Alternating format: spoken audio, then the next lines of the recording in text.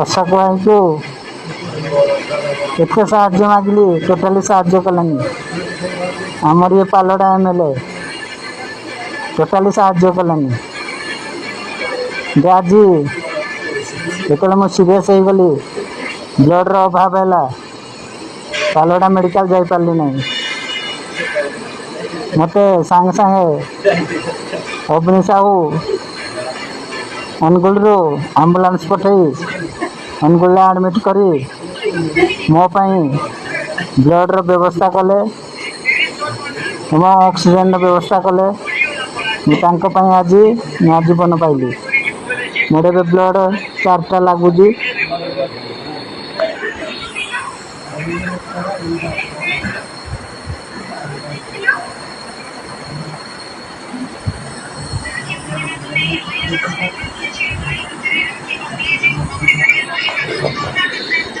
Jai Shri Ram.